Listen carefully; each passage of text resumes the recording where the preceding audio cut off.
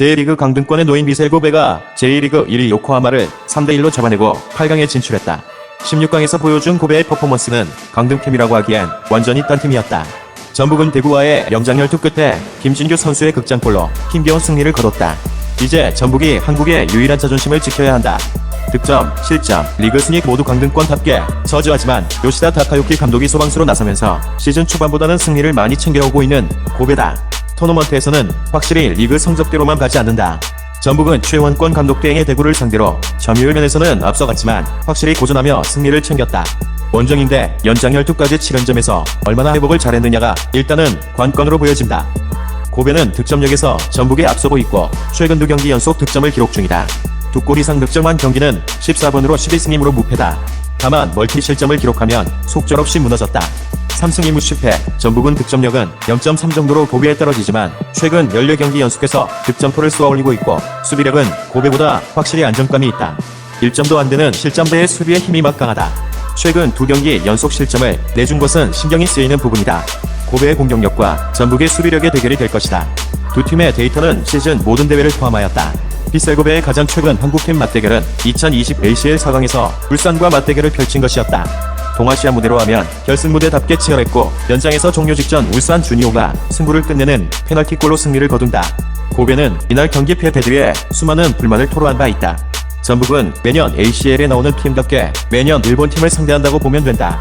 올 시즌 가장 큰 소득은 요코하마를 상대로 1승 1무로 그간의 패배를 되갚아줬다는 것이다. 올해로 두 번째 ACL에 나서는 고베지만 처음 나간 ACL에서 무려 K리그 팀과 4번 만났다. 수험가는 조별리그와 토너먼트에서 1승 1무 1패를 기록했지만 승부처기에서 승부의 종지부를 찍었다. 울산에게는 졌다. 고베는 ACL에서는 상당히 준수한 성적을 냈지만 한국팀과는 쉽지 않았다. 전북은 그간에는 일본팀에게 밀리는 느낌이었지만 확실히 김상식 감독이 부임하고 일본팀의 패배는 없다. 상대 전적에서 밀리는 요코하마를 상대로도 패하지 않았고 간바 오사카도 참도 유쾌했다. 김상식 감독 체제에서 J리그 팀 상대로 2승 2무 무패를 가져가고 있는 전북이다. 유로키 코의 선수가 고베에서 12개의 공격 포인트를 기록하고 있다. 드리블과 패싱력이 뛰어난 고베의 경기 대상 1순위의 선수. 오사카 유에가 11개, 우토 요시노리가 7개를 기록하고 있다. 화려한 다국 적군이라고 하기엔 국내파들이 매섭다. 전북은 구시타보 14개로 계속 정체되어 있고 바로우가 8개다. 두 선수 다 지난 경기 찬스를 놓친 게 아쉽다. 다만 한교원 선수가 지난 대구전 굉장히 좋은 활약으로 한 개의 어시를 추가하며 3위권으로 뛰어올랐다. 요시다 다카유키 감독은 2년 전 패배에 대해서 크게 신경 쓰지 않는다고 말했다. 왜냐면 자신이 사령탑이 아니었기 때문이라고.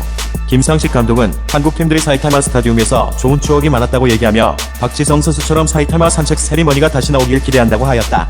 양팀 다 경기 시작 전부터 자신감이 대단하다.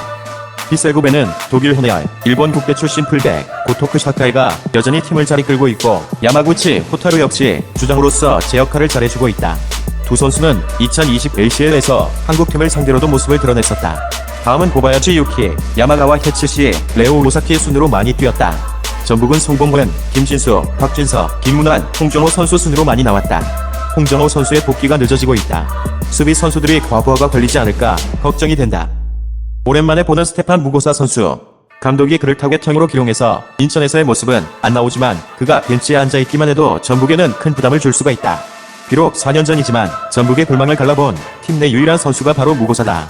점점 팀에 녹아들고 있기에 잘하면 그의 스트롱 세리머니를 볼 수 있을지도 모른다. ACL의 사나이라고 불려도 좋을 한교원은 무려 51번의 ACL 출장에서 21개의 포인트를 생산해냈다.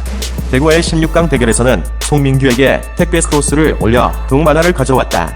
직선적인 플레이 스타일이 토너먼트에서는 더 빛을 발할 것이다. 공통 분모가 많은 두 선수가 이번 경기에 중요한 역할을 할 것으로 보인다. 독일과 스페인 경력, 국가대표, 국내리턴의 공통 분모, 무토 선수의 이름은 당연히 들어봤을 이름이다. 피지컬과 몸싸움에 능한 유형이라 특이과에 속한다. 올 시즌 부상으로 좀 어려워했지만 최근에는 어느 정도 털어낸 모습이다. 조별리그 키치전에서 한 골이 있다. 백승호 선수는 득점력이 약한 전북의 희망과도 같은 선수이다. 지난 대구전에선 공미로 깜짝 출전하여 경기를 조율하였다. 이번 경기는 다시 원래 모습인 수비형으로 류재문과 짝을 이룰 것으로 보인다. 개인적으로는 바르샤 선배인 이에스타와의 재회를 기다릴 것 같다. 포지션은 다르지만 확실히 스타 플레이어에 의해 결정이 날 승부로 보여진다. 무고사 선수의 히트맵을 보면 확실히 J리그에서는 출장 시간과 역할이 제한적이었다. 큰 돈 들이고 데려온 무고사 선수에게 확실한 활용 방안을 찾아야 한다. 무토 선수는 확실히 국가대표 클래스답게 공격적인 롤에만 국한되지 않는 왕성한 활동력으로 여러 군데 히트맥이 찍혀있다. 한교원 선수는 올 시즌 교체로 나왔고 최근에야 많이 나왔지만 오른쪽에서 페널티 박스로 치고 나가는 역할에 매우 충실하다. 백승호 선수는 뭐 말이 필요 없는 하드워커다. 최근 부상을 이겨냈기에 컨디션 문제가 있을 수 있지만 승부처에서는 백승호 선수가 역시 더해줘야 한다. 요시다 다카유키 감독은 포백을 기반으로 한 축구를 한다. 지난 경기 사이드에서 폭발적인 스피드를 펼쳐준 공격적인 색채의 요코하마가 무릎을 꿇었다. 최전방 오사코유의 선수는 무토 선수만큼 경계를 해야 한다. 참고로 센터백 코바야시 유키와 강원에서 고베로 이적한 코바야시 유키가 한 팀에서 뛴다. 강원 코바야시는 아시다시피 미드필더라. K리그 출신 선수들이 필드를 밟게 될지도 관전 포인트고 전북은 연장 승부를 펼친 만큼 선발진 변화가 불가피해 보인다. 센터백 라인은 포백 라인에서 계속해서 변화가 없던 만큼 최철순 선수가 어떤 식으로든 수비진의 부담을 어느 정도 덜어줘야 한다고 보여지고 지난 경기 교체로 나온 구스타보, 김진규 등 제한적인 스쿼드 속에서 체력 안배를 잘해줘야 하는 전북이다. 골무는 약간의 부상이 있는 이범수 선수 대신 송범견 선수가 지킬 것으로 예상해본다. 토너먼트 승부는 당연히 연장전도 생각해야 한다. 고베는 최근 연장전 모전에서 K리그 팀과 이전 승부가 있다. 승부차기로 수원을 이겼고 승부차기 직전에 울산에게 패했다. 쉽지 않은 승부였다. 올해도 멜버른과 홈에서 난타전 끝에 연장에서 승리를 거뒀다. 전북은 대구와 이미 며칠 전 연장 혈투를 펼쳤고 작년 딱 8강에서 울산에게 ACL 탈락을 한 아픔이 있다. 최근 매년 연장 승부를 펼치는 전북이다.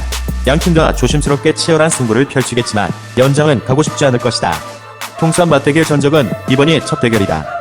고베는 K리그 팀들을 상대로 사전 1승 1무 2패를 거뒀고 전북은 J리그 팀들과 수없이 싸웠는데 최근 2년간의 호성적으로 38전 14승 10무 14패로 5할 승률로 돌려놓았다. 4강 상대는 홈팀 우라와 레즈가 유력해 보이는 가운데 2년 만에 4강행을 노리는 비셀 고베와 6년 만에 4강행을 노리는 전북 현대의 사이타마 한일전 승부가 펼쳐진다.